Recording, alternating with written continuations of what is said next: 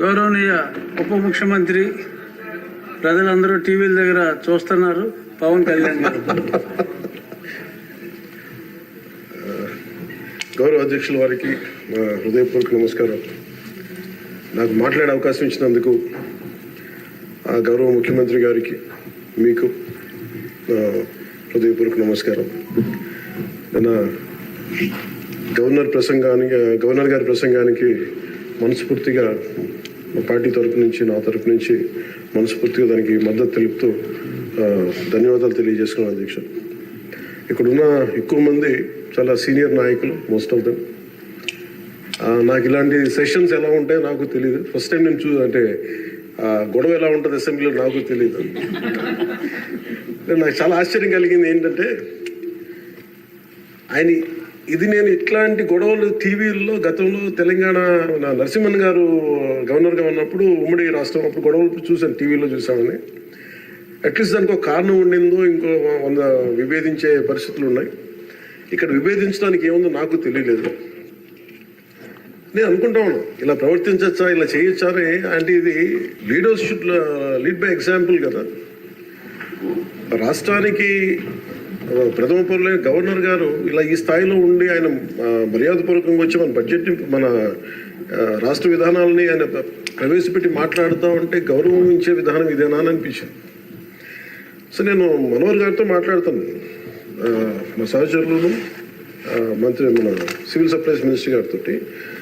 నా rule book మేమిద్దరు మాట్లాడుకుంటే, rules of procedure and conduct of business in Andhra Pradesh legislative assembly ఏంటి సార్ ఇలాగే మాట్లాడేస్తారంటే దాంట్లో చూపించాను. చాప్టర్ 5లో, when the House assembles under Article 175, 176 of the Constitution, every member shall maintain the dignity and solemnity of the occasion before, during, or after the governor's address, and shall not obstruct or interrupt the address in any manner.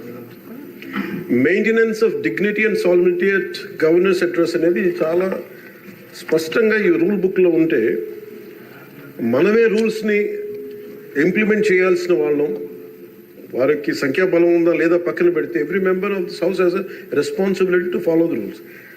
మనమే కనుక ఆ రూల్స్ని break చేస్తే ఇంక మన ప్రజలకి కానీ చూసే వాళ్ళకి ఏం చెప్తాం? నాకు చాలా కాలం క్రితం నేను అప్పుడప్పుడు మనోహర్ గారిని అడుగుతూ ఉంటాను, సార్ అసెంబ్లీలో ఇక్కడ ఏమి గొడవలు జరిగినా ఎందుకు కేసులు పడవని, ఇక్కడ ఏమి మీకు కొట్టుకో, ఇది నేను నాకు చాలా కామన్ మ్యాన్ ఒక ఇష్యూ, ఒక ఇంక్విజిటివ్నెస్. అండ్ నాకు పార్లమెంట్లో గొడవ జరిగినప్పుడు ఏమి అవ్వేంటి ఇలా ఇబ్బంది పెట్టేస్తారు ఏంటంటే, ఇక్కడ అవేమి ఉండవు, ఇక్కడ ఇట్స్ ఫ్రీ ఫర్ ఆల్ అన్నట్టుగా మాట్లాడితే వీ హ్యావ్ మోర్ రెస్పాన్సిబిలిటీ. మన మీద రూల్స్ పెట్టలేదు అంటే ఏం కేసులు పెట్టమండి. ఇదే కనుక నిన్న వాళ్ళు చేసిన గొడవే కనుక గవర్నర్ గారి మీద, ఆయన సుప్రీంకోర్టు జస్టిస్గా ఉన్నప్పుడు ధైర్యం చేయగలరా? కళ్ళల్లో చూడగలరా?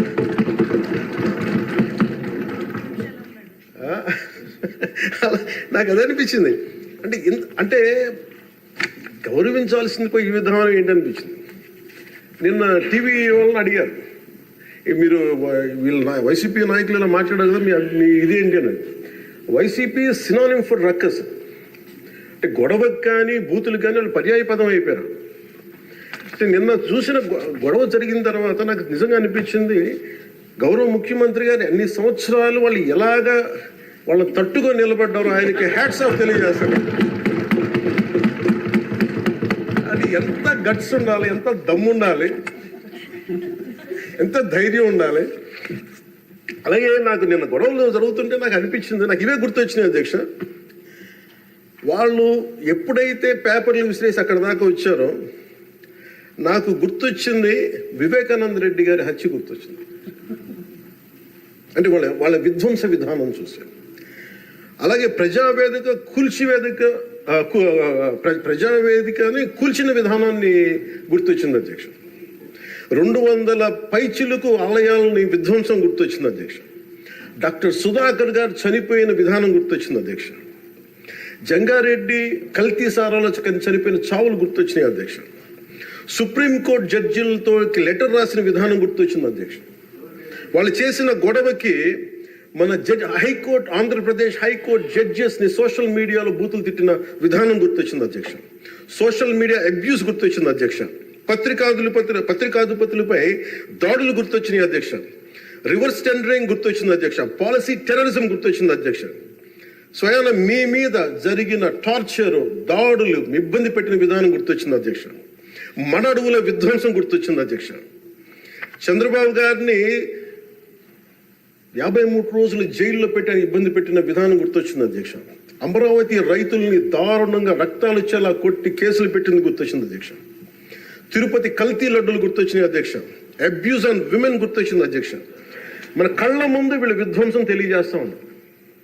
వీళ్ళు ఈ స్థాయిలో ఇక్కడ ప్రవర్తిస్తే దానికి సంబంధించి బయట ఇట్లాంటి గొడవలు జరుగుతాయి అధ్యక్ష.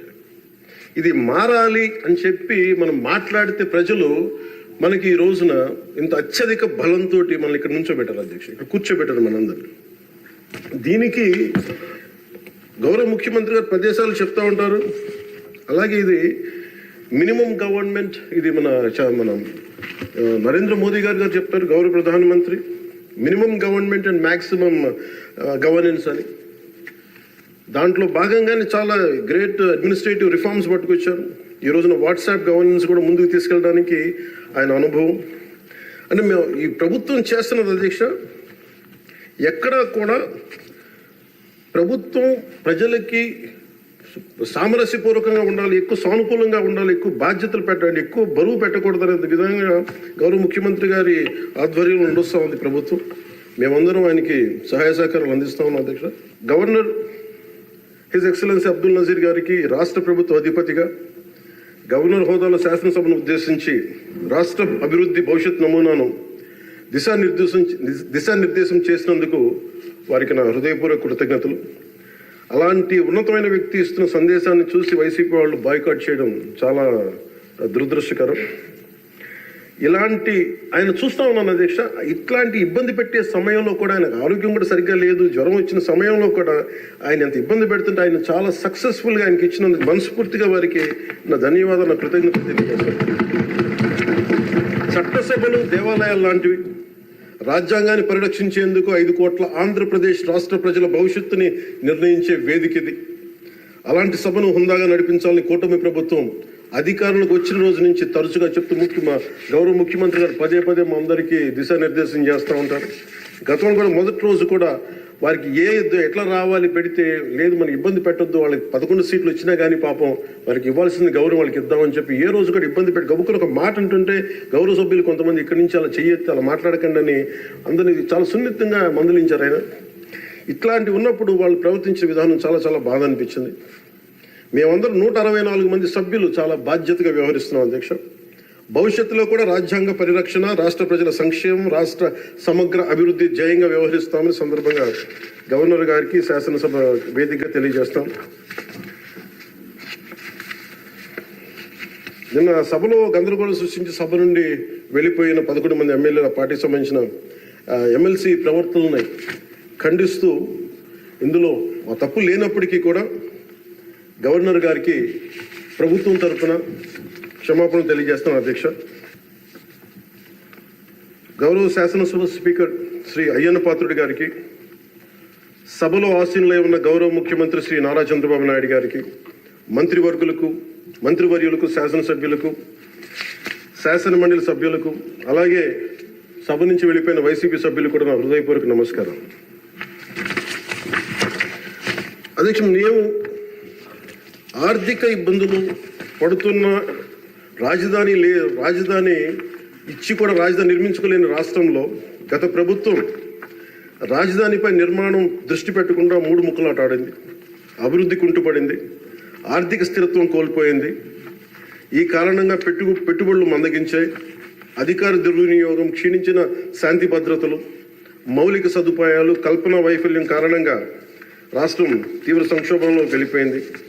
ఇలాంటి సమయంలో గౌరవ ముఖ్యమంత్రి శ్రీ నారా చంద్రబాబు గారి నాయకత్వంలో ఆయన ఈ సవాళ్ళను అధిగమిస్తూ ప్రభుత్వాన్ని స్థాపించాం. ఇప్పుడు ఆర్థిక, సామాజిక, సాంస్కృతిక, విద్య, ఆరోగ్య, పర్యావరణ మరియు మౌలిక సదుపాయాల అభివృద్ధి లక్ష్యంగా ప్రాంతాల వారి సమగ్రమైన అభివృద్ధి ప్రణాళికతో ముందుకు వెళ్తున్నాం. ఎన్నికల ముందు పరిస్థితులు చూసాం. సాంత్వన, ఓదార్పు కావాల్సిన రాష్ట్రానికి ఈ రోజున వాళ్ళు బాధ్యత రాహిత్యం మనకి చూసాం. గత కొంతకాలంగా రాష్ట్రం ఆర్థిక సుస్థిరత కోల్పోయిన దరిమిలా తిరిగి నారా చంద్రబాబు గారి నాయకత్వంలో పునర్జీవం వైపు అడుగులు వేస్తున్న కీలక సమయం అది. అదేవిధంగా ప్రభుత్వంలో పారదర్శకత, జవాబుదారీతనం తీసుకురావాలనే ఉద్దేశంతో పంచాయతీరాజ్ శాఖలో అవినీతికి ఎటువంటి తావు లేకుండా ఉద్యోగుల బదిలీల కార్యక్రమం చేపట్టడం జరిగింది అధ్యక్ష. గ్రామ పంచాయతీలో ఘనంగా జాతీయ వేడుకలు జరుపుకోవాలనే ఉద్దేశంతో స్వాతంత్ర గణతంత్ర దినోత్సవ వేడుకలను ఖర్చులను పెంచి పంచాయతీలకు అందించడం జరిగింది. ప్రభుత్వం అధికారంలోకి వచ్చిన వెంటనే ఒకే రోజు 13,326 గ్రామ సభలు నిర్వహించి ప్రపంచ రికార్డు సాధించామన్న ఈరోజు తీసుకున్న నిర్ణయాలను చిత్తశుద్ధితో అమలు చేసేందుకు పల్లె పండుగ పేరుతో కార్యక్రమం రూపొందించి 3 నెలల కాలంలో సంక్రాంతి పండుగ నాటికి రాష్ట్ర వ్యాప్తంగా ప్రతి గ్రామంలో రోడ్లు నిర్మించే చర్యలు తీసుకున్నాం అధ్యక్ష. కేంద్ర ప్రభుత్వం గ్రామీణ అభివృద్ధి శాఖ ఆధ్వర్యంలో ప్రతిష్టాత్మకంగా నిర్వహించే మహాత్మా గాంధీ జాతీయ ఉపాధి హామీ పథకం ద్వారా విడుదలవుతున్న నిధులను పూర్తి స్థాయిలో సద్వినియోగం చేసుకుంటూ అభివృద్ధి కార్యక్రమాలకి వినియోగం చేస్తూ కేంద్ర ప్రభుత్వం చేత ప్రశంసలు అందుకుంటున్న విషయాన్ని సందర్భంగా మీకు తెలియజేస్తాం అధ్యక్ష. దాదాపు 4,500 కోట్ల వ్యయంతో 30,000 అభివృద్ధి కార్యక్రమాలను ప్రారంభించి రాష్ట్ర వ్యాప్తంగా 4,300 కిలోమీటర్ల సీసీ రోడ్లు నిర్మాణం చేపట్టడం జరిగింది అధ్యక్ష. గత ప్రభుత్వం 5 ఏళ్ల హయాంలో 1,800 కిలోమీటర్ల సీసీ రోడ్లు నిర్మాణం చేస్తే కేవలం 6 నెలల కాలంలో గౌరవ ముఖ్యమంత్రి శ్రీ నారా చంద్రబాబు గారి నాయకత్వంలో కూటమి ప్రభుత్వం 4,300 కిలోమీటర్ల నిర్మాణం చేపట్టింది. ఇప్పటికీ 3,000 కిలోమీటర్లు పూర్తి కాగా ఇంకో 1,300 కిలోమీటర్ల రోడ్ల నిర్మాణం ముగింపు దశకి చేరుకునే అధ్యక్ష. ఇవే కాకుండా పాడి రైతుల ఆదాయాన్ని పెంచేలా, పాడి పశువులకి రక్షణ కల్పించే ఉద్దేశంతో రాష్ట్ర వ్యాప్తంగా 22,500 గోకులాలని నిర్మాణం చేపట్టడం జరిగింది అధ్యక్ష. గత ప్రభుత్వం 5 ఏళ్ల కాలంలో కేవలం 268 మినీ గోకులాలు మాత్రమే నిర్మించింది అధ్యక్ష. వాళ్ళు 5 సంవత్సరాల కాలంలో వాళ్ళు నిర్మించింది 268 మినీ గోకులాలు అధ్యక్ష. ఎన్డీఏ ప్రభుత్వం నారా చంద్రబాబు గారి నాయకత్వం వచ్చింది 22,500 గోకులాల మీద నిర్మాణం చేపట్టడం జరిగింది. అలాగే పంచాయతీరాజ్ శాఖ నుంచి ప్రత్యేకించి గత ప్రభుత్వం ప్రతి శాఖలో కూడా అవినీతిని నిధుల మళ్లింపు, దుబారా ఖర్చులు, నిర్లక్ష్య ధోరణి, భవిష్యత్ అవసరాలపై దృష్టి పెట్టకపోవడం వంటి కారణాలతో రాష్ట్ర భవిష్యత్తు వెనక్కి వెళ్ళింది అధ్యక్ష. దాని మీద గవర్నర్ గారి ప్రసంగం గ్రామీణాభివృద్ధి ప్రాముఖ్యత గురించి చాలా బలంగా నొక్కి చెప్పారు. రాష్ట్ర అభివృద్ధి గ్రామాలే బలమైన పునాదికి ఈ ప్రభుత్వం నమ్మి ఆచరించి చూపిస్తుంది. గ్రామ సభల నిర్వహణ, ఉపాధి హామీ పనులు, గ్రామీణ మౌలిక వనరుల అభివృద్ధి, తాగునీటి సరఫరా, పారిశుద్ధ్య సౌకర్యాల ఒక ఉద్యమంగా పల్లి పండుగను ముందుకు తీసుకెళ్తున్నాం అధ్యక్ష. ఈ ప్రయత్నాల ద్వారా విజన్ 2047కి అనుగుణంగా మన రాష్ట్రంలోనే దేశంలోనే నెంబర్ 1 లక్ష్యంగా నిలబెట్టాలని మనస్ఫూర్తిగా మేమందరం కృషి చేస్తున్నాం అధ్యక్ష. అదేవిధంగా రాష్ట్రంలో ప్రతి ఇంటికి స్వచ్ఛమైన తాగునీరు అందించేందుకు ప్రతి ఇంటికి పంప్ కనెక్షన్, నీటి కనెక్షన్ ఇవ్వాలనే ఉద్దేశంతో కేంద్ర జలశక్తి సహకారంతో ఆధ్వర్యంలో చేపట్టిన జల్ జీవన్ మిషన్ గత ప్రభుత్వం నిర్వీర్యం చేశారు. దాన్ని ఎక్కడ పైప్ లైన్లు వేస్తున్నాం, ఎందుకు వేస్తున్నాం కూడా తెలియకుండా నీటి వనరులు లేని చోట పైప్ లైన్లు వేశారు. అలా నిధులను చాలా దుర్వినియోగం జరిగింది. ఇప్పుడు దాన్ని ముందుకు తీసుకెళ్తున్నాం అధ్యక్ష. అలాగే మేము వచ్చినప్పుడు ఎన్నికల సమయంలో కుల గణన మాత్రమే కాదు, యువతలో నైపుణ్య గణన జరగాలని మేమందరం కోరుకున్నాం అధ్యక్ష, గౌరవ ముఖ్యమంత్రి గారి ఆధ్వర్యంలో. దాని ప్రకారమే విద్యాశాఖ మంత్రి, హెచ్ఆర్డి మినిస్టర్ శ్రీ గౌరవ మంత్రివర్యులు శ్రీ నారా లోకేష్ గారి ఆధ్వర్యంలో ఈ రోజున ఇక్కడ మనకి మంగళగిరిలో దాన్ని పైలట్ ప్రాజెక్టుగా ఈ స్కిల్ డెవలప్మెంట్ సంబంధించిన సెన్సస్ జరుగుతూ ఉంది అధ్యక్ష. మనస్ఫూర్తిగా వారికి నా ధన్యవాదాలు కృతజ్ఞతలు తెలియజేస్తాను అధ్యక్ష. అలాగే ఆయన నాయకత్వంలో బీసీల నియామకం 10 మెరిట్ ఓరియంటెడ్, బీసీలని కాదు అన్ని కులాలకి న్యాయం జరిగేలాగా దాదాపు 10 మంది మెరిట్ ఓరియంటెడ్ బీసీలు నియమించినందుకు మనస్ఫూర్తిగా వారికి నా అభినందనలు తెలియజేస్తాను అధ్యక్ష. అదేవిధంగా సామాన్యులకి వైద్య ఖర్చులు భారం కాకూడదనే ఉద్దేశంతో ఎన్నికలు ఇచ్చిన హామీ ప్రకారం 25 లక్షలు, 2.5 లక్షల నుంచి 25 లక్షల ఆరోగ్య బీమా అందించే లక్ష్యంతో ప్రణాళిక సిద్ధం చేస్తున్నందుకు మనస్ఫూర్తిగా ముఖ్యమంత్రి గారికి ధన్యవాదాలు తెలియజేస్తాను. ఇందులో భాగంగా గత ప్రభుత్వం 1,000 రూపాయల పెన్షన్ పెంచడానికి 5 ఏళ్ల సమయం తీసుకుంటే కూటమి ప్రభుత్వం అధికారంలో వచ్చిన నెల రోజుల్లోనే గౌరవ ముఖ్యమంత్రి శ్రీ నారా చంద్రబాబు నాయుడు గారి నాయకత్వంలో 1,000 రూపాయల పెన్షన్ పెంచి ప్రభుత్వ యంత్రాంగంలోని 1వ తేదీనే పెన్షన్ పంపిణీ కార్యక్రమాన్ని చాలా దిగ్విజయంగా పూర్తి చేయగలుగుతుంది. అలాగే ఆడబిడ్డలకు ఇచ్చిన మాట నిలబెట్టుకుంటూ సంవత్సరానికి 3 ఉచిత గ్యాస్ సిలిండర్లని అందజేస్తాం అధ్యక్ష. అలాగే భారత సంస్కృతి మూలం వసుదైక కుటుంబం. ప్రకృతితో మనుషులతో పాటు సకల చరాచర జీవజాలం చెట్లు పరిరక్షించుకోవాలనే లక్ష్యంతో అటవీ పర్యావరణ శాఖ దృఢ సంకల్పంతో పనిచేస్తున్న అధ్యక్ష. రాష్ట్రంలో పచ్చదనాన్ని 50% పెంచే ఉద్దేశంతో రాష్ట్ర వ్యాప్తంగా సుదీర్ఘకాలం జీవించే దేశీయ మొక్కల్ని పెంపకం చేపట్టడం జరిగింది. అలాగే ప్రత్యేక దృష్టి మనకి మన్యం, పార్వతీపురం, చిత్తూరు జిల్లాలో కూడా అటవీ ఏనుగుల నుండి రైతులు తరచుగా ఎదుర్కొంటున్న సమస్యలను పరిష్కరించేందుకు కర్ణాటక రాష్ట్ర ప్రభుత్వంతో కూడా forest minister Karnataka forest minister Eshwar Khandre గారికి కూడా నేను వెళ్ళి కలవడం జరిగింది అధ్యక్ష. వారికి మనకు సంబంధించి ఇక్కడ టీం చేయడానికి అక్కడ కుంకి ఏనుగుల్ని మనకి తీసుకొచ్చేందుకు మనం చర్యలు తీసుకుంటా ఉన్నాం అధ్యక్ష. ఈరోజు నిన్న రాత్రి ముఖ్యంగా చిత్తూరు మన అన్నమయ్య జిల్లాలో జరిగింది. చాలా బాధ కలిగిన తర్వాత 3 చనిపోయారు. దీనికి ప్రత్యేకంగా ఇప్పుడే సమీక్ష నిర్వహించి వస్తున్నాను అధ్యక్ష. ఇది మీ ద్వారా ప్రజలందరికీ కూడా తెలియజేయాలనుకుంటుంది ఏంటంటే, కొన్ని ప్రత్యేకమైన ఈ దేవాలయాలు కానీ కొన్ని అటవీ దాని కింద ఉన్నాయి అటవీ భూభాగము. నిన్న జరిగిన ఇన్సిడెంట్ అధ్యక్ష, అది రెగ్యులర్ రూట్ వాళ్ళు వాళ్ళది అధ్యక్ష. ముఖ్యంగా ఫారెస్ట్ డిపార్ట్మెంట్ చెప్పింది ఏంటంటే, మీరు షార్ట్ కట్ కోసం ఎక్కడైతే ఏనుగులు ఉంటాయో అటు సైడ్ వెళ్ళారు అధ్యక్ష. ఆ వెళ్ళిన వ్యక్తి కూడా గతంలో అతని మీద రెడ్ స్టాండర్డ్స్ స్మగ్లింగ్ చేసే వ్యక్తి, అతను నాకు తెలిసి ఈ రూట్ అని చెప్పి దాదాపు 30 మందిని తీసుకెళ్ళండి అధ్యక్ష. అందుకని చిన్న ఏనుగు ఉంటే ఒక గున్న ఏనుగు లాంటిది, దాన్ని అది చూసి దాన్ని పంపించేయడానికి అరిస్తే మిగతా పెద్ద ఏనుగు వచ్చి దాడి చేసిన అధ్యక్ష. అందుకే ప్రత్యేకించి ఈ ఏనుగులు సంచరించే ప్రాంతాల నుండి ప్రజలందరికీ కూడా మీ ద్వారా నేను తెలియజేస్తుంది, మీరు ప్రిస్క్రైబ్డ్ రూట్స్లోనే మీరు దయచేసి ఫారెస్ట్ ఎవరైతే నిర్దేశించిన రహదారులోనే వెళ్ళండి మీరు అని చెప్పి మీరు దయచేసి మీ ఉద్దేశం తెలియజేస్తాం. లేదంటే అవి వాటి ఉంటున్న ఏరియాలోకి మన ప్రాంతాల్లోకి వెళ్ళి మనం ఆపదను కొని తెచ్చుకుంటామని మీకు తెలియజేస్తూ వాళ్ళకి ప్రజలు కూడా దీన్ని తెలుసుకోవాలని మీ ద్వారా తెలియజేస్తాను అధ్యక్ష. ప్రభుత్వం వచ్చిన వెంటనే గత ప్రభుత్వం అటవీ శాఖ మంత్రిగా పనిచేసిన వాళ్ళు కూడా 77 ఎకరాల అధ్యక్ష 77 ఎకరాల అటవీ భూమిని వాళ్ళు అన్యాక్రాంతం జరిగింది అధ్యక్ష. గౌరవ ముఖ్యమంత్రి నారా చంద్రబాబు గారి నాయకత్వంలో తిరిగి 77 ఎకరాలు మనం సీజ్ చేయడం జరిగింది అధ్యక్ష. తిరిగి దాని తగ్గ శిక్షలు పడేలాగా చర్యలు తీసుకుంటాం అధ్యక్ష. గత ప్రభుత్వం తరచుగా ఎర్రచందనం స్మగ్లింగ్ గురించి వింటూ ఉండేవాళ్ళం. విదేశాల్లో ఎన్నోసార్లు మన రాష్ట్ర సంపద నుంచి ఎర్రచందనం పట్టుబడింది. ఉదాహరణకి మీకు ఒక సంఘటన చెప్తాను అధ్యక్ష.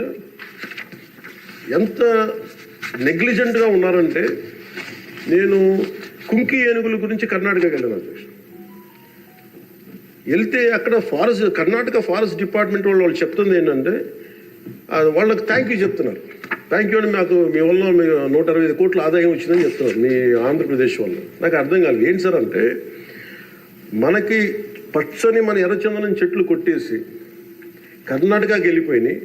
అక్కడ కర్ణాటక ఫారెస్ట్ డిపార్ట్మెంట్ వాళ్ళు పట్టుకొని దాన్ని వాళ్ళు స్వాధీనం చేసుకొని 2 విడతలుగా ఒకసారి 100 కోట్లు ఇంకోసారి 25 కోట్లు మన ఎర్రచందనాన్ని స్వాధీనం చేసుకొని వాళ్ళు ట్రెజరీలోకి జమ అయింది. మన ఫారెస్ట్ డిపార్ట్మెంట్ అధికారులు కూడా తెలియదు అధ్యక్ష. ఇంకా ఆయన అటవీ శాఖ మంత్రి గురించి చెప్పకలే 77 ఎకరాలు స్వాధీనం చేసుకున్నారు కాబట్టి అనేకనంతం జరిగిపోయింది, ఆయన పట్టించుకునే మైండ్లో లేదండి. అంటే ఇంత అడ్డగోలు దోపిడీ జరిగింది అధ్యక్ష. మన ఫారెస్ట్ డిపార్ట్మెంట్ కూడా నేను అడిగే వరకు నేను వెళ్ళి ఆ రోజు రివ్యూ చేయకుండా ఉండుంటే, ఆ రోజు వెళ్లకుండా కానీ ఉండుంటే ఈ విషయం ఎప్పటికీ బయటకు వచ్చినది కాదు అధ్యక్ష.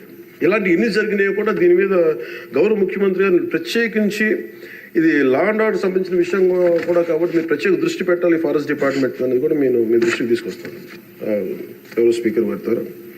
అలాగే వన్యప్రాణుల సంరక్షణ, వాటి ఆక్రమణ వేటను నిషేధించేందుకు అటవీ శాఖ చాలా కఠినంగా వ్యవహరిస్తుంది అధ్యక్ష. తీర ప్రాంతాలను పరిరక్షించేందుకు మడ అడవుల పెంపకంపై ప్రత్యేక దృష్టి పెట్టడం జరిగింది.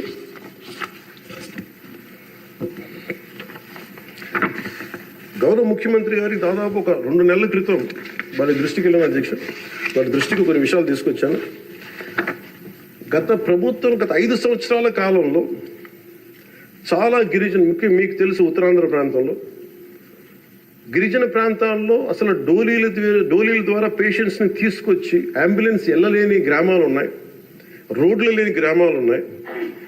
చాలామంది మనకి న్యూస్ పేపర్లో మనకి న్యూస్ వచ్చేది, డోరీల ద్వారా తీసుకొచ్చి వాళ్ళు ఇబ్బంది పడే విధానం, దారిలోనే వాళ్ళకి డెలివరీ అయిపోయే పరిస్థితి, చాలా ప్రమాదకరమైన పరిస్థితులు ఉంటే గౌరవ ముఖ్యమంత్రి గారు అపాయింట్మెంట్ తీసుకుని ఒకసారి చెప్పాను, సార్ మన దగ్గర ఆర్థిక పరిస్థితి అన్నీ తెలిసి కూడా నేను ఆయన ఒత్తిడి పెట్టడానికి వెళ్ళాను. సార్ మీరు ఇట్లా ఉంది పరిస్థితి అంటే ఆయన అడ్మినిస్ట్రేటివ్ శాంక్షన్ ఒక 35 కోట్ల రోజున పెద్ద మనసుతో ఇచ్చారు అధ్యక్ష. ఆ తర్వాత అలాగే మన కేంద్రంలో కొన్ని స్కీమ్స్ ఉన్నాయి, వాటన్నిటి ద్వారా తీసుకెళ్లి ముందు రోడ్లు వేస్తే అధ్యక్ష ఈ రోజున ఇది మీ దృష్టికి తీసుకొస్తున్నాం ప్రజలందరికీ మీ ద్వారా. రహదారి నిర్మాణంతో ఇన్ని 7 దశాబ్దాల కాలంలో సార్ తొలిసారిగా అంబులెన్స్ కూత విన్న గిరిజన గ్రామం పొలంగూడ అధ్యక్ష. సకాలంలో అంబులెన్స్ రావడంతో నిమిషాల్లో ఆసుపత్రికి చేరుకొని ఆరోగ్యమైన మగబిడ్డకి జన్మనిచ్చింది ఒక గిరిజన మహిళ. గత ప్రభుత్వ హయాంలో గ్రామీణ అభివృద్ధి కోసం కేటాయించిన నిధులను దారి మళ్లించడం కారణంగా ప్రజల అభివృద్ధికి నోచుకోలేకపోయారు అధ్యక్ష. కానీ గత ప్రభుత్వ తప్పిదాలను సరిచేస్తూ అధికారులకు వచ్చిన రోజు నుండి గ్రామీణ అభివృద్ధి లక్ష్యంగా వికసిత్ భారతంలో ఏ ఒక్క గ్రామం కూడా అభివృద్ధికి మన స్వర్ణాంధ్ర ఉండే ఏ గ్రామం కూడా అభివృద్ధికి దూరం కాకూడదు అన్న సంకల్పంతో గౌరవ ముఖ్యమంత్రి శ్రీ నారా చంద్రబాబు నాయుడు గారి నేతృత్వంలో రాష్ట్ర ప్రభుత్వం కృత నిశ్చయంతో పనిచేస్తున్న అధ్యక్ష. గిరిజన గ్రామాలు, కొండ ప్రాంతాల్లో డోలి మోతలు ఈ ముగింపు పలికే దిశగా ఆంధ్రప్రదేశ్ ప్రభుత్వం పంచాయతీరాజ్ గ్రామీణాభివృద్ధి శాఖ ఆధ్వర్యంలో చేపట్టిన మౌలిక సదుపాయాల కల్పనలో భాగంగా శ్రీకాకుళం జిల్లా కుత్తూరు మండలం గుట్టుపల్లి నుండి పొలంగూడ వరకు నూతన బీటీ రోడ్డు నిర్మాణం కొరకు మహాత్మా గాంధీ జాతీయ ఉపాధి హామీ పథకం కింద 21-22 ఆర్థిక సంవత్సరంలో మంజూరు చేయడం జరిగింది అధ్యక్ష. దీనిని సీతంపేట గిరిజన సంక్షేమ ఇంజనీరింగ్ డిపార్ట్మెంట్ ఏజెన్సీ పని పూర్తి చేయాల్సి ఉంది. నూతన ప్రభుత్వం ఏర్పడిన తర్వాత అధికార యంత్రాంగంతో సమీక్షలు నిర్వహించి ఏ రోడ్లు అయితే చేయలేదో కొన్ని రోడ్లని ప్రత్యేకించి ఒక రోడ్డుని ఎన్నుకొని ఈ రోడ్డు నిర్మాణం పూర్తి చేసేందుకు కావాల్సిన చర్యలు తీసుకోవడం జరిగింది అధ్యక్ష.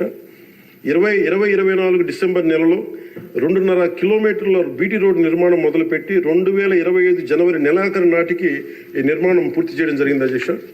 ఇది వేరువేరు మండలాలు, జిల్లాలు కలిపేందుకు ఈ మార్గం ఉపయోగపడటం వల్ల పొలంగూడని సీతంపేటకు వచ్చేందుకు దాదాపు 25 కిలోమీటర్ల ప్రయాణ దూరం తగ్గింది అధ్యక్ష. రోడ్డు నిర్మాణ కారణంగా 23 ఫిబ్రవరి 2 రోజుల క్రితం 25 నాడు తొలిసారిగా ఇందాక మీకు చెప్పినట్టుగానే అంబులెన్స్ కూతురు గ్రామ ప్రజలు విన్నారు అధ్యక్ష. పురిటి నొప్పులతో బిడ్డకు జన్మనిచ్చేందుకు ఇబ్బంది పెడుతున్న శ్రీమతి సబర సబియాక అనే గిరిజన సోదరి గిరిజన సోదరి మహిళ ఈ నూతన రహదారి మీదుగా నిమిషాల వ్యవధిలో హిర మండలంలోని ప్రాథమిక ఆరోగ్య కేంద్రానికి తీసుకురావడం జరిగింది అధ్యక్ష. చాలా మగబిడ్డకి జన్మనిచ్చారు. ఈ రహదారి ఏర్పాటు ద్వారా 6 గిరిజన గ్రామాలకు సంబంధించిన 1260 మంది డోలి మోతల కష్టాలని నారా చంద్రబాబు నాయుడు గారి నాయకత్వంలో ఈ రాష్ట్ర ప్రభుత్వం తీర్చింది అధ్యక్ష. ప్రత్యేకించి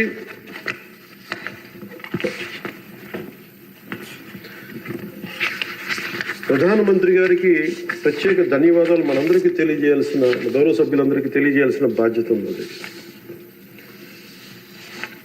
ఆంధ్రప్రదేశ్ గత వారి పాలనలో, వైసీపీ పాలనలో నలిగిపోతున్న దశలో ఏ ఒక్కరికి కూడా నేను ఎంత నిర్లక్ష్యంగా, ఎంత దుర్మార్గంగా ప్రవర్తించిన విధానం ఇక్కడే చట్టసభలో అలా ప్రవర్తిస్తుంది. రియల్ లైఫ్లో మీకు వాస్తవానికి వాళ్ళు ఎలా చేశారో తెలుసు. ఇలాంటి పరిస్థితుల్లో ఇంకొకసారి వాళ్ళ ప్రభుత్వం వస్తే పరిస్థితులు ఏమవుతాయి? దాదాపు సుదీర్ఘ 4 దశాబ్దాల అనుభవం ఉన్న ఆయన్నే, గౌరవ ముఖ్యమంత్రి గారినే 53 రోజులు జైల్లో పెట్టి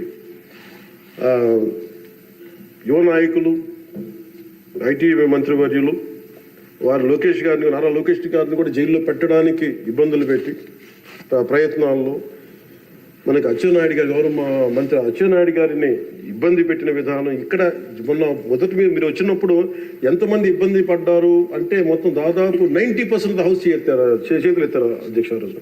అలాంటి పరిస్థితుల నుంచి నేను కోరుకుంది ఒకటే అధ్యక్ష, ఆ రోజున ఆంధ్రప్రదేశ్ 5 కోట్ల మంది ప్రజలకి మేము అండగా ఉండాలి, దానికి ఏమి చేయాలని చెప్పి ఎక్కడా కూడా ఓట్లు చీలకూడదని చెప్పితే నన్ను తిట్టు లేదా అధ్యక్ష, అందరూ తిట్టారు. కానీ ఈరోజు నాకు ఆనందం ఏముందంటే అధ్యక్ష, ఈ రోజున గౌరవ ప్రధానమంత్రి నరేంద్ర మోదీ గారి దృష్టికి తీసుకెళ్ళి కేంద్ర నాయకత్వానికి తీసుకెళ్ళి ఆ రోజున మాకు ఇది కావాలి, మీరు చేయాలి అని చాలా ఇంపాసిబుల్ టాస్క్లు అడిగాం అధ్యక్ష ఆ రోజున. ముఖ్యంగా విశాఖ స్టీల్ ప్లాంట్ అధ్యక్ష. విశాఖ స్టీల్ ప్లాంట్ అధ్యక్ష మీకు తెలిసిందే ఇది, కానీ ఒకసారి మన అందరం కూడా దీన్ని గుర్తు చేసుకోవాల్సిన అవసరం చాలా ఉంది అధ్యక్ష. ఇది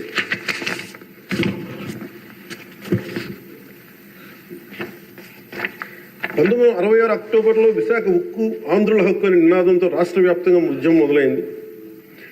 దాదాపు ఉద్యమంలోకి యువత విద్యార్థులు పూర్తి స్థాయిలో వచ్చారు. 1966 నవంబర్ 1వ తేదీన రాష్ట్ర వ్యాప్తంగా నిరసనలు చేపట్టారు. లాఠీ చార్జీలు, కాల్పుల్లో 32 మంది చనిపోయారు అధ్యక్ష. వీటిలో ఒక బిగ్ లిస్ట్ ఉంది అధ్యక్ష, 32 పేర్లు.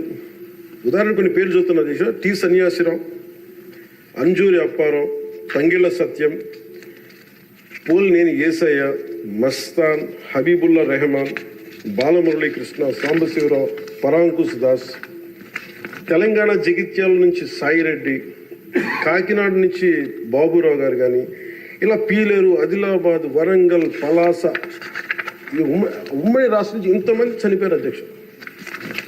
ఇది ఒక ఇంపాసిబుల్ టాస్క్ అధ్యక్ష. దీనిని ప్రైవేటీకరణ జరిగిపోతుంది అని అంటే ఎంత బలమైన ఇబ్బందులు పెట్టారంటే అధ్యక్ష. ఆ రోజున ఈ రోజున కూర్చోబెట్టి వీళ్ళు చాలా ఎక్కువ మాట్లాడుతూ ఉన్నారు.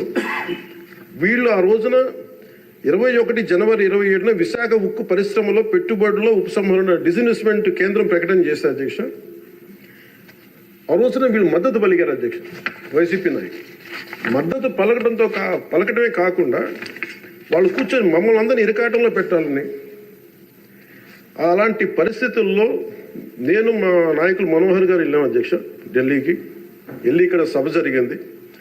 సభ జరిగితే మేము ఆ రోజున కేంద్ర మంత్రి, హోంమంత్రి శ్రీ అమిత్ షా గారిని కలిసాం అధ్యక్ష. ఉక్కు ప్రైవేటీకరణపై నిర్ణయం మీరు పునరాలోచించుకోమని చెప్పాను అధ్యక్ష. ఒకటే చెప్పాను అధ్యక్ష, ఈ రోజున ఇంతమంది చనిపోయారు, దాదాపు 32 మంది. మా ఆంధ్రప్రదేశ్లో తెలంగాణకి తెలంగాణ అన్న భావం ఉంటుంది. మా ఆంధ్రప్రదేశ్కి దురదృష్టం ఏంటో దౌర్భాగ్యం తెలియదు. మాకు ఎప్పుడు కులాల భావం తప్ప మేము ఆంధ్రులు అనే భావన మాకు లేదు. ఒకే ఒక్క చోట ఆంధ్రులు అనే భావం ఎక్కడ వస్తుందంటే విశాఖ స్టీల్ ప్లాంట్ ఒక్క దగ్గరే ఆంధ్రులు అనే హక్కు భావన వస్తుంది. అంటే మేము అది నేను చాలాసార్లు అనుకుంటూ ఉంటాను అధ్యక్ష, ఎందుకు విశాఖ ఉక్కు అనుకనే ప్రతి ఒక్కరికి ఒక ఏకత ఉంటుంది. దాంట్లో ఐడెంటిటీ ఎందుకు ఉంటుందని ఆలోచిస్తే అధ్యక్ష, 32 మంది యువకుల బలిదానం, దాని శక్తి దానికి ఉంటుంది అధ్యక్ష. అది కదిపేస్తుంది. అలాంటిది నేను ఒకటే చెప్పాను. మేము వెళ్ళి, సార్ ఇది కనుక మీరు చేయగలిగితే అది ఎవరి చేతుల్లో లేదు, అది మీరు పెద్ద మనసుతో ఆలోచించి డిస్ఇన్వెస్ట్మెంట్ చేయమంటే వాళ్ళు ఒకటి చెప్పారు అధ్యక్ష. మేము గతంలో మీరు ఈ మినీరత్న కంపెనీ ఉంది అధ్యక్ష, దానికి డ్రెడ్జింగ్ కార్పొరేషన్ ఆఫ్ ఇండియా అని, దాన్ని తీసుకోగలిగే కానీ దీన్ని తీసుకోలేమని చెప్పి మాకు కూడా ఏం చెప్పారంటే అధ్యక్ష, ఇది ఇంపాసిబుల్ అన్నట్టుగానే చెప్పారు అధ్యక్ష ఆ రోజున. కానీ నేను 2 చేతులు జోడించి మా ప్రయత్నం మేము చేశాం అధ్యక్ష. అదృష్టవశాత్తు గౌరవ ముఖ్యమంత్రి గారు ముందుకు తీసుకెళ్లారు అధ్యక్ష. ఈ ప్రపోజల్ని చాలా బలంగా తీసుకెళ్లారు ఆయన. అదే ప్రభుత్వం నిన్న అంత గొడవ చేసిన నాయకులు నిన్న వాళ్ళు ఏం చేశారంటే అధ్యక్ష, గతంలో దానిని స్టీల్ ప్లాంట్ని ప్లాట్గా ముక్కలేసి అమ్ముకోవడానికి సిద్ధపడిపోయారు అధ్యక్ష. Really it's a shame. నేను మొన్న స్టీల్ ప్లాంట్ సంఘాల నాయకులు నా దగ్గరికి వస్తే అడిగాను, ఆ రోజున మీరు అంత గోల చేశారు కదా, మీరు మేము ఉన్నప్పుడే ఇంత గోల చేస్తారు, గౌరవ ముఖ్యమంత్రి గారు ఉన్నప్పుడే ఇంత మీరు చాలా ప్రజాస్వామ్యం ఇంత గోల చేస్తారు, ఆ రోజు అతను ఉంటే ఒక్కళ్ళు నోరెత్తుపరేంటే కొడతారని భయమా మీకు అన్న కామ్ను. అంటే ఇలాంటి పరిస్థితుల నుంచి ఈ రోజున మన స్టీల్ ప్లాంట్కి డిస్ఇన్వెస్ట్మెంట్ని ఆపి తిరిగి పెట్టుబడులు తీసుకొచ్చినందుకు మనకి భారతదేశ ప్రధానమంత్రి శ్రీ నరేంద్ర మోదీ గారికి ప్రత్యేక ధన్యవాదాలు తెలుపుతున్నాను.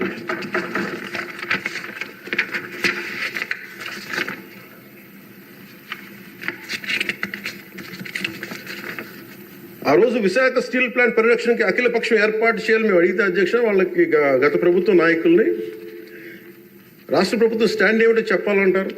విశాఖ స్టీల్ ప్లాంట్ ప్రైవేటీకరణ జరగకుండా ఉంటే ఎలా ఆపుతారు చెప్పాలని ఇలా కళ్ళబుల్లి కబుర్లు చెప్తే చూస్తూ ఊరుకోమని వాళ్ళు మాట్లాడారు అధ్యక్ష. వైసీపీ నాయకులు కేంద్రం మా మాట వినదని చెప్పారు అధ్యక్ష. పదవులు కావాలి, బెయిల్ కావాలని అడిగితే స్టీల్ ప్లాంట్ ఎక్కడి నుంచి వస్తుంది అధ్యక్ష? కేంద్ర ప్రభుత్వం ప్రవేశపెట్టిన ప్రతి బిల్లుకి మద్దతు ఇస్తున్నప్పుడు స్టీల్ ప్లాంట్ కోసం ప్రత్యేకంగా గనులు ఎందుకు అడగలేదని వాళ్ళు నిలదీశారు అధ్యక్ష. నేను చెప్పాను మీకు ఒక కార్యాచరణ ప్రకటించండి. మాకు ఆ రోజున ఒక ఎమ్మెల్యే, ఆ ఎమ్మెల్యే కూడా మీరు తీసేసుకున్నారు. వైసీపీకి ఉన్నారు, మీకు టీడీపీకి ఉన్నారు. ఆ రోజు 175 మంది ఎమ్మెల్యేలు, 25 మంది ఎంపీలు. ఒక ఐక్య కార్యాచరణ ప్రకటించండి అంటే అండగా ఉంటామని చెప్తే కూడా వాళ్ళు కాపాడుకోలేపారు అధ్యక్ష. కానీ నారా చంద్రబాబు గారి నాయకత్వం మేము కాపాడుకున్నాం అధ్యక్ష. స్టీల్ మేము చాలా గర్వంగా చెప్పగలం, చాలా గర్వంగా చెప్పగలం అధ్యక్ష. అలాగే దీన్ని ప్రత్యేకించి అధ్యక్ష,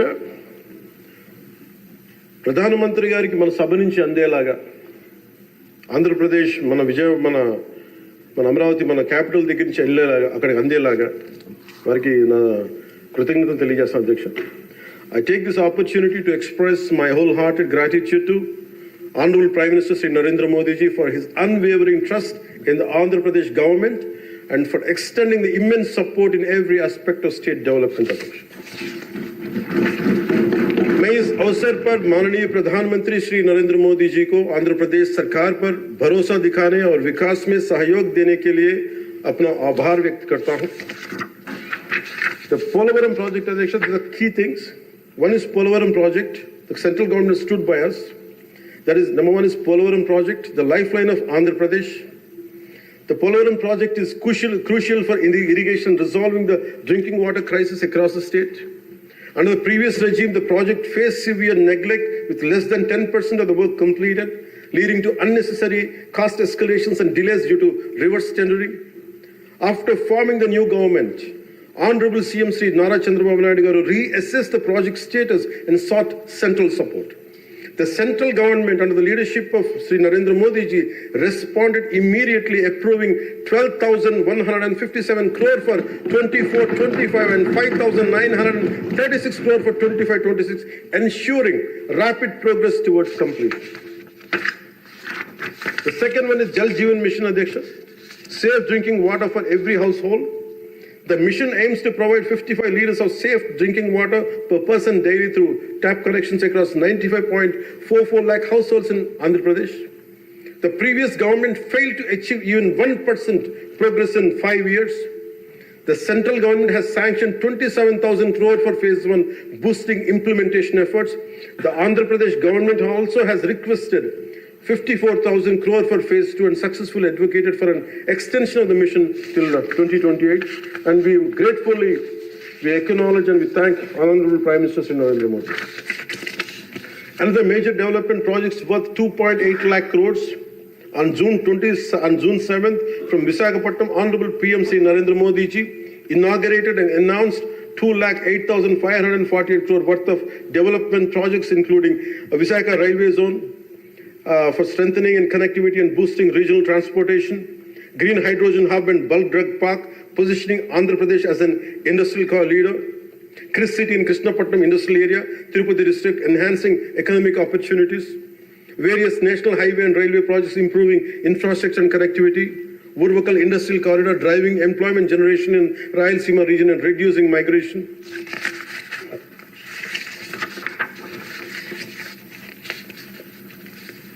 Visakha steel plant, as I said, sir, it holds a very great emotional connection. I'm grateful to Honorable PM for understanding and allocating funds for additional supporting, increasing its financial support from 620 crore to 8,620 crores for 24-25 and 3,295 crore for 25 and 26, ensuring its revival and profitability. We're grateful to Honorable PM Narendra Modi.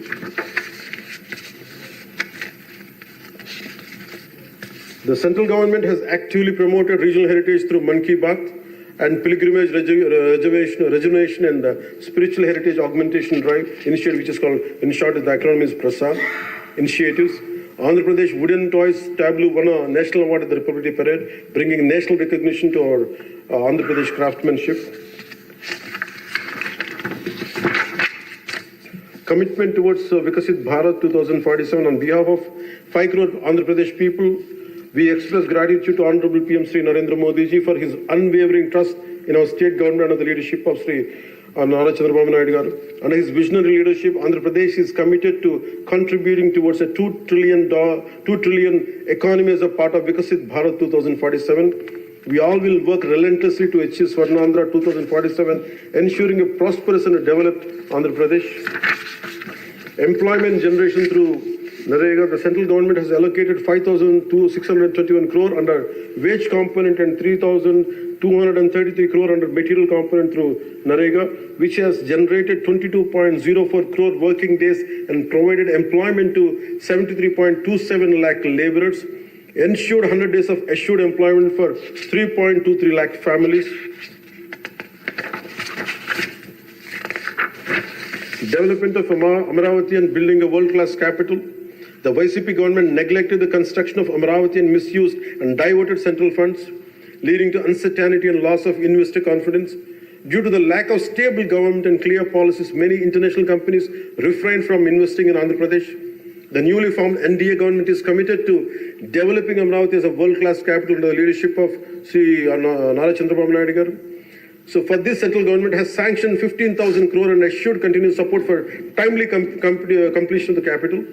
This will not only accelerate the state's growth, but also attract top global companies, creating a strong and economic and industrial ecosystem in the state of AP.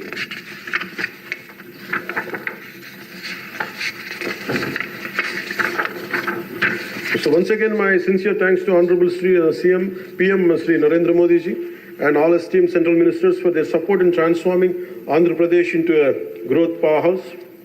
एक बार फिर आंध्र प्रदेश को विकास महाशक्ति में बदलने में उनके समर्थन के लिए माननीय प्रधानमंत्री श्री नरेंद्र मोदी जी और सभी सम्मानित केंद्रीय मंत्रियों को मेरा हार्दिक धन्यवाद. ఈ మాటలు మీకు చెప్పి సెలవు తీసుకున్న అధ్యక్ష, ముఖ్యమంత్రి శ్రీ చంద్రబాబు నాయుడు గారి సలహాలు సూచనలతో మేమందరం ముందుకెళ్తున్నాం అధ్యక్ష. అదేవిధంగా ఎన్ని ఆర్థిక ఇబ్బందులు ఉన్నప్పటికీ ఎన్నికల్లో ఇచ్చిన హామీలని చిత్తశుద్ధిగా చేసేలాగా నిరూపించుకుని మనకు పూర్తి చేసేలాగా ఒక్కొక్క అడుగు వేస్తూ రాష్ట్ర ప్రభుత్వం పనిచేస్తూ ఉంది. ఈ 5 ఏళ్ల కాలం పాటు అభివృద్ధికి దూరమైన రాష్ట్రాన్ని ఎలాగైనా సరే గాడిలో పెట్టాలి, యువతకు ఉపాధి అవకాశాలు కల్పించాలి, ప్రజలకి కనీసం మౌలిక సదుపాయాలు కల్పించాలి, రైతు కన్నీరు పెట్టిన రాష్ట్రంగా ఆంధ్రప్రదేశ్ను తీర్చిదిద్దాలి, రాష్ట్రంలో శాంతి భద్రతలు పరిరక్షించాలి, 2047 నాటికి స్వర్ణాంధ్రప్రదేశ్ సాధించి వికసిత్ భారత్లో $2 ట్రిలియన్ ఎకానమీగా అవతరించి కీలక పాత్ర పోషించాలని ఆకాంక్షిస్తూ ఈ రాష్ట్రం అడుగులు వేస్తున్న అధ్యక్ష.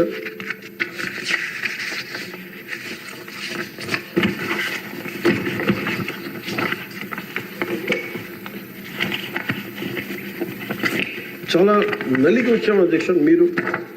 మీ మీద కూడా కేసులు పడ్డాయి, మిమ్మల్ని కూడా ఇబ్బంది పెట్టారు. ఇలాంటి సమయంలో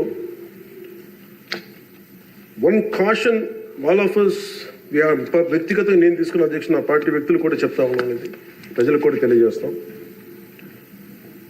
గత 5 సంవత్సరాల కాలం నలిగిపోయాం అధ్యక్ష. మేమందరం గౌరవ ముఖ్యమంత్రి గారు ఎంత నలిగిపోయారు మనందరికీ తెలుసు. ఎంత ఇబ్బంది పడ్డారు, ఇంట్లోంచి ఆడవాళ్ళు బయటికి రావాలంటే ఇబ్బంది పడ్డారు, రాష్ట్రంలో నవ్వు లేదు, భయాలు ఉండినాయి. అలాంటి స్థాయి నుంచి మేమందరం కలిపి ప్రజల విశ్వాసాన్ని చెరుకున్నాం అధ్యక్ష. వీళ్ళు నిలబడతారని మనందరం తీసుకోవాల్సిన మా అందరికీ కూడా నేను పదే నాకు చెప్పుకుంటాను అధ్యక్ష. అది సంకీర్ణ ప్రభుత్వాలు చాలా ఛాలెంజింగ్ అధ్యక్ష. ఒక పార్టీ అయితే ఇబ్బంది లేదు, కానీ మన అదృష్టమో ఏదో దురదృష్టమో తెలియదు, కానీ సంకీర్ణ ప్రభుత్వం వచ్చింది మనది. అది ఎటు తీసుకున్నా కానీ our commitment is for people అధ్యక్ష. ఎన్నిసార్లు కూడా చాలాసార్లు గౌరవ ముఖ్యమంత్రి గారికి నన్ను ఇబ్బంది పెట్టి చాలామంది చాలా రకాల వ్యాఖ్యలు చేసినప్పటికీ కూడా మేము ఎందుకు బలంగా కలిసి ఉంటాం అనడానికి ఇది వారి గురించో నా గురించో లేదా లోకేష్ గారి గురించి ఇంకెవరి గురించే కాదు. ఇది we have committed for people అధ్యక్ష.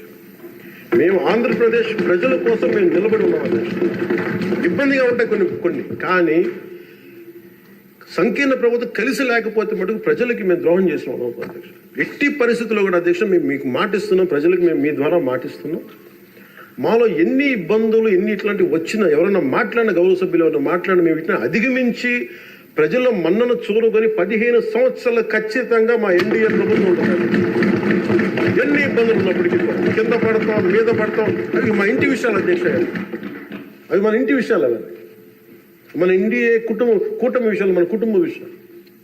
కింద పడతాం, మీద పడతాం, ఒక మాట అనొచ్చు, ఇంకోటి అనొచ్చు, నాకు ఏం అభ్యంతరం. కానీ ఇంకొకసారి మటుకు గవర్నర్ గారికి గౌరవం ఇవ్వని వ్యక్తుల పార్టీ మటుకు ఈ సభలో అడుగు పెట్టకూడదు. వాళ్ళకి కూడా అధికారం రాదు. దీంట్లో మనం ప్రజాస్వామ్యం కేవలం ఎన్నికల విజయాలతో పరిపూర్ణం కాదు అధ్యక్ష. మంచి పరిపాలన అందించాలంటే జవాబుదారీతనంతో కూడిన చర్చలు అవసరం అధ్యక్ష. ప్రతిపక్షం అనేది లేదు. నేను చెప్పాను, మాకంటే ఒక సీట్ వచ్చినా మీరు ప్రతిపక్షంలో కూర్చున్నారు కానీ నేను సంతోషంగా ఉంటానంటే పాపం లేదు. మీ ప్రజలు మీకు ఇవ్వలేదు అవకాశం. లేదు, మాకు తామాషా పద్ధతి ప్రకారం పర్సంటేజ్ ప్రకారమే మాకు ఓట్లు మాకు ప్రతిపక్షం కావాలంటే they should go to Germany అధ్యక్ష. అక్కడ ప్రాసెస్ ఉంది, అక్కడ ఫెసిలిటీ ఉంది, అక్కడ సౌలభ్యం ఉంది. మీరందరూ తలా కాంట్రిబ్యూషన్ చేస్తున్న సభ్యులందరూ వాళ్ళకి కూర్చొని ఫ్లైట్ టికెట్లేసి పంపిస్తాం అధ్యక్ష. అంటే ఇక్కడ మనకున్న, అంటే మనం సరదాగా మాట్లాడుకున్న మనకున్న బాధ్యత, మనమే అధికార పార్టీ, మనమే మన గౌరవ ముఖ్యమంత్రి గారు చెప్పారు అధ్యక్ష, మనమే ప్రతిపక్షంగా కూడా ప్రవర్తించాలని. అంటే నిర్మాణాత్మక ప్రతిపక్షంగా యాజ్ ఎ కాన్షియస్ కీపర్గా. సింగపూర్లో మనకు తెలిసి PIP, people's action party, which is initiated by great leader Lee Kuan Yew, స్వీయ నియంత్రణ కోసం వాళ్ళు అధికారంలో ఉండటం కారణంగా స్వీయ నియంత్రణ కోసం అధికార పార్టీలోని విభిన్నమైన అభిప్రాయాలతో కూడిన చర్చలు చేస్తారు అధ్యక్ష. భారతదేశ స్వాతంత్రం వచ్చాక పార్లమెంటు మొట్టమొదటి సమావేశ సందర్భం ప్రస్తుత సభకి ప్రజలు ఇచ్చిన తీర్పును ప్రతిబింబిస్తుంది. అప్పుడు ఇతర పార్టీ నుండి గెలిచిన అంబేద్కర్ గారిని న్యాయశాఖ మంత్రిగా నియమించారు. ప్రతిపక్ష జనసంఘ చెందిన శ్యామ్ ప్రసాద్ ముఖర్జీ నెహ్రూ గారు మంత్రివర్గంలో చేర్చుకున్నారు. వారు బాబు రాజేంద్ర ప్రసాద్ గారిపై అనేక నిర్ణయాలపై విభేదించేవాళ్ళు. ఎమర్జెన్సీ తర్వాత వచ్చిన ప్రభుత్వంలో కాంగ్రెసేతర పక్షాలు వాజ్పేయి గారు కానీ, మొరార్జీ దేశాయ్ గారు కానీ, చరణ్ సింగ్ గారు విభిన్నమైన పక్షాలు భాగస్వామ్యమైనవి. నేటి ఆంధ్రప్రదేశ్ పరిస్థితి స్వాతంత్రం సిద్ధించిన తర్వాత లేక ఎమర్జెన్సీ తర్వాత దేశ పరిస్థితిని గుర్తు చేస్తున్న అధ్యక్ష. రెండో ప్రపంచ యుద్ధంలో కూడా బ్రిటన్కి జాతీయ ఐక్యత అవసరమైనందున లేబర్ పార్టీ నాయకుడు అట్లీ చర్చిల్ సంకీర్ణ మంత్రివర్గంలో మంత్రి అయ్యారు. మా పార్టీ, మా కూటమి పాత తరం విలువలతో కూడా రాజకీయం చేస్తాం అధ్యక్ష. అందుకు ఈ ఇబ్బందుల్లో నేను నిలబడతాం. ఈ దేశ ఇలాంటి విపత్కర పరిస్థితుల్లో నేషనల్ రీకన్సిలియేషన్ క్యాబినెట్ అని అన్ని పక్షాలతో క్యాబినెట్ ఫామ్ చేస్తారు అధ్యక్ష. ఇప్పుడు మన రాష్ట్రంలో ఉన్నది స్టేట్ రీకన్సిలియేషన్ క్యాబినెట్ అని చెప్పొచ్చు అధ్యక్ష. ప్రతిపక్షంగా ఉండాల్సిన వాళ్ళు ముఖం చాటేస్తున్న ఈ సందర్భంలో అధికార పక్షం, ప్రతిపక్షం కూడా మేమే అధ్యక్ష. ఇది ఒక్కోసారి మాలో మేము, ఉదాహరణకి టీటీడీలో ఒక తప్పు జరిగింది అధ్యక్ష, చిన్నది పాలనా ఇష్యూ, అది కొన్ని ప్రాణాలు కోల్పోయి ఆ రోజు నేను వాళ్ళందరికీ వెళ్ళి క్షమాపణ చెప్పాను అధ్యక్ష. దేనికంటే ఇది నాకు సంబంధం లేదు అని అనుకోవడం కాదు. మా సభ్యులు ఉన్నారు అక్కడ మన తిరుపతి. ఎందుకు క్షమాపణ చెప్పానండి అధ్యక్ష, బాధల్లో ఉన్న వాళ్ళకి, ప్రాణాలు కోల్పోయిన వాళ్ళకి మనం తగ్గి మీ బాధలు మనం తిరిగి ప్రాణాలు తీసుకురాలేము అధ్యక్ష. కానీ మేము ఉన్నాం మీ బాధలను పంచుకోవడానికి. ఏదో కొంత ఊరట చెప్పకపోతే అధ్యక్ష, అది మనందరం తప్పు చేసిన వాళ్ళు అవుతుంది అధ్యక్ష. మనం ఆ రోజున తప్పు చెప్పకుండా ఉండి, ఆ రోజు మనకి సారీ చెప్పకుండా కనుక ఉండింటే అధ్యక్ష, వాళ్ళని బలం చేసిన వాళ్ళు అవుతాం, వాళ్ళు బలం పెంచిన వాళ్ళు అవుతాం అధ్యక్ష. ఎట్టి పరిస్థితుల్లో కూడా 11 సభ్యులుండి వాళ్ళు ఇంకా ఇంత గోల చేయగలుగుతారంటే వాళ్ళకి ఒకటి పెరిగితే ఎంత గోల చేస్తారో మనం అందరం కూడా ఆలోచించాల్సిన అవసరం ఉంది. సో మన విభేదాలు విభేదాలు ఉంటాయి. ఒక తల్లికి పుట్టిన బిడ్డలకి విభేదాలు ఉంటాయి. మనందరం రకరకాల పార్టీల నుంచి వచ్చాం, రకరకాల పరిస్థితులు. కానీ మనందరం కమిట్మెంట్ ఫర్ ఏ వికసిత ఆంధ్రప్రదేశ్, స్వర్ణ ఆంధ్రప్రదేశ్. గౌరవ ముఖ్యమంత్రి గారు ఎందుకు నాకు అంత గౌరవం అంటే, ఒక పార్టీ నడపడం ఎంత కష్టం నాకు తెలుసు అధ్యక్ష. 4 దశాబ్దాల నుంచి నేను ఒకవైపు ఆయన చంపి ఆయన ఇబ్బంది పెడతా ఉంటారు. సార్ నాకు ఇది కావాలి, మాకు డబ్బులు ఇవ్వండి. డబ్బులు నా కోసం కాదు, నేను అడిగేది ఏం అడుగుతాను, రోడ్లు కావాలని అడుగుతాం. లేదంటే గౌరవ సభ్యులందరూ నాకు రోజు మా పంచాయతీలో రోడ్లు లేవు, ఈ ఇబ్బందులు ఉన్నాయంటే ఫైనల్గా మళ్ళీ నేను వెళ్ళి ముఖ్యమంత్రి గారే చేయి చేస్తాను. ఆయనేమో పయ్యావుల కేశవ్ గారి వైపు చూస్తారు. అలాగే మీకు ప్రతిసారి ఇబ్బంది ఉంటుంది అధ్యక్ష. కానీ వీటన్ని అధిగమించాలంటే we have to show our collective commitment and leadership to the state of Andhra Pradesh and to its people. That is very essential from ఇది మనం. ఎందుకంటే ప్రతిసారి బ్యూరోక్రాట్స్ కూడా మనం బలంగా ఉంటేనే బ్యూరోక్రసీ కూడా చాలా బలంగా పనిచేస్తుంది అధ్యక్ష. అందుకే బ్యూరోక్రసీ కూడా కూర్చోబెట్టి వాళ్ళు వింటలేదు అనడానికి వీళ్ళు ఉండరేమో అని అనుకుంటే మటుకు వాళ్ళు కూడా వదిలేస్తారు. అందుకే మన commitment for people should be very strong and should be have to show hour great resilience. అందుకే నాకు మనందరం కూడా ఇబ్బందులు ఉన్నా కానీ ఒక మాట అనుకుందాం, చేద్దాం, కానీ మన commitment for people should not waiver, not even an inch. That's what I believe in అధ్యక్ష. ఇది మీ దృష్టికి ఒకటే తీసుకొచ్చి ముగిస్తాను అధ్యక్ష. కంఠంలో ప్రాణం ఉన్నంత వరకు we will work for the state development, state prosperity, for people of Andhra, and we die for the nation.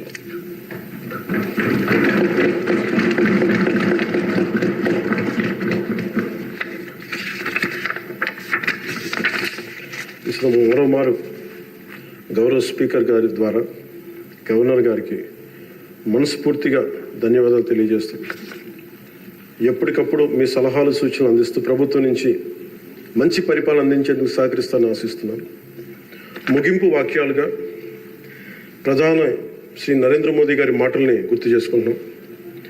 Good governance with good intentions is a hall mark of a government. Implementation with integrity is our core passion. And ఈ మాటలు చెప్పిన ముగిస్తాను అధ్యక్ష. నాకు అవకాశం ఇచ్చిన గౌరవ speaker గారికి, అలాగే గౌరవ ముఖ్యమంత్రి గారికి, గౌరవ సభ్యులందరికీ, పేరు పేరు అందరికీ, మంత్రులందరికీ నా ధన్యవాదాలు తెలియజేస్తాను. జై హింద్. గతంలో ఉమ్మడి రాష్ట్రంలో మీరు ముఖ్యమంత్రిగా ఉన్నప్పుడు నేను అటవీ శాఖ మంత్రిగా పనిచేసిన సంగతి మీకు గుర్తుంది. అప్పుడు మీరు ఒక కార్యక్రమం చేపట్టారు, అందరికీ సంతోషకర కార్యక్రమం అది గుర్తు చేయాలని మీ సమావేశం మీకు తెలియజేస్తున్నాను. ఆ రోజుల్లో మీరు గ్రీన్ కార్ప్స్ అని చెప్పి ఒక కార్యక్రమం పెట్టారు సార్. ఇప్పుడు పవన్ కళ్యాణ్ గారు ఆ శాఖలో మంత్రిగా ఉన్నారు, అటవీ శాఖ మంత్రిగా ఉన్నారు. అప్పుడు అటవీ శాఖ ద్వారా కార్యక్రమం చేసాం సార్.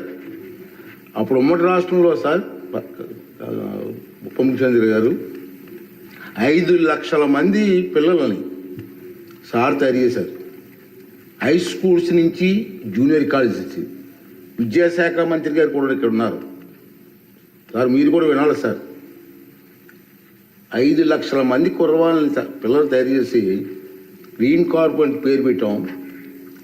సార్ ఆఫీసులో కూర్చొని ఒక పిలిపిస్తే 5 లక్షల మంది ఒకే రోజు 5 లక్షల మొక్కలు ప్లాంటేషన్ చేసేస్తారు.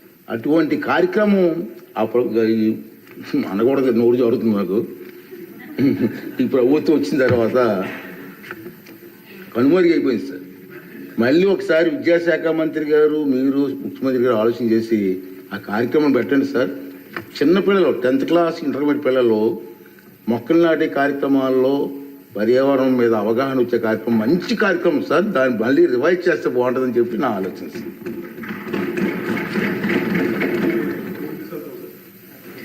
కాదు, ఏది అడిగినా డబ్బులతో ముడిపడదు సార్. నా భయం ఏంటంటే గతంలో ఒక సినిమా ఉంది సార్, జల్సా అని. దాంట్లో హీరో పాత్రధారి ఫ్రెండ్స్ ఎవరు వచ్చినా డబ్బులు అడిగితే ఆ వార్డ్రోబ్ ఉంది, ఆ వార్డ్రోబ్లో చొక్కా ఉంటుంది, ఆ చొక్కాలో డబ్బులు అడిగి తెచ్చుకోండి. సో ప్రతిసారి వెళ్ళను, ఒక్కో ఫ్రెండ్ అడిగితే డబ్బులు కంటే అక్కడ తెచ్చుకోండి. ఒకసారి ఉంగరం తీసుకుంటూ ఉంటారు. 3 సార్లు అయిపోయి 5వ సారి కూడా వచ్చిన తర్వాత అసలు ఎవరైతే చొక్కా పోయి అతను బయటకు వస్తాడు. ఏముంది ఆ చొక్కా దాంట్లో బొక్క తప్ప ఏముంది దాంట్లో. మాకు ఇబ్బంది ఏముందండి అధ్యక్ష, ఇది మేము ఏదన్నా అడుగుదామంటే వీళ్ళు ఖజానాన్ని లూటీ చేసి వెళ్ళిపోయారు అధ్యక్ష. వాళ్ళు ఎందుకు ఫేస్ చేయలేకపోతున్నారంటే మన మీద కోపం కాదు, మనల్ని ఫేస్ చేయలేక, మన ద్వారా ప్రజల్ని ఫేస్ చేయలేక. సో మాకు ఉన్న నమ్మకం ఏంటంటే గతంలో కూడా మీరు తీసుకొచ్చింది గౌరవ ముఖ్యమంత్రి చెప్పారు అధ్యక్ష, హరితవనం అది మేము తిరిగి రివైవ్ చేస్తాం అధ్యక్ష. ఈసారి ఒక యునిక్ సొల్యూషన్తో పట్టుకుంటాం. మనకి మొక్కలకు కానీ వీటికి దేనికి సంబంధించిన సరే మన ముఖ్యమంత్రి మీరు కంప్లీట్ సొల్యూషన్స్ అంటే మీరు ఏమనుకున్నారని చెప్పి మీరు గౌరవ అధ్యక్షులు గారు చెప్పింది దీన్ని ఖచ్చితంగా ముందుకు తీసుకెళ్తాం అధ్యక్ష. దీన్ని నాకు భయం ఏంటి, కొత్త ప్రపోజల్ తీసుకెళ్తే మీరు ఎకనామిక్ సొల్యూషన్ కూడా ఒక ఫైనాన్షియల్ అవుట్లో మీరు వే అవుట్ కూడా పట్టుకొచ్చి నాకు చెప్పండి తప్ప మొత్తం కూర్చొని నమ్మి డమ్ చేయకుండా ఉంది. అందువల్ల మీరు చెప్పింది మేము ఎట్లా దాన్ని ముందుకు తీసుకెళ్ళాలని మేము ఆలోచించి వారి దృష్టికి తీసుకెళ్ళి ఇది ఖచ్చితంగా దాన్ని ముందుకు తీసుకెళ్తాం అధ్యక్ష. మీరు చెప్పింది ఒక 10 times ఎక్కువ చేస్తాం అధ్యక్ష. మీరు 500 మేము 50 లక్షలు చేస్తాం. అది ఏదో నాటేసి వెళ్ళిపోవడం కాదు అధ్యక్ష, దాన్ని తిరిగి తీసుకొచ్చి, ఎందుకంటే మాకు ముఖ్యమంత్రి గారు మాకు చాలా క్లియర్ కట్ ఇది ఇచ్చారు సార్ అధ్యక్ష, 50% గ్రీన్ కవర్ కావాలనేది. మనం వెళ్ళే లోపు మనకి నెక్స్ట్ ఎన్నికలు వచ్చే లోపు మేము దాన్ని ఖచ్చితంగా దాన్ని పూర్తి చేస్తాం అధ్యక్ష. This our commitment.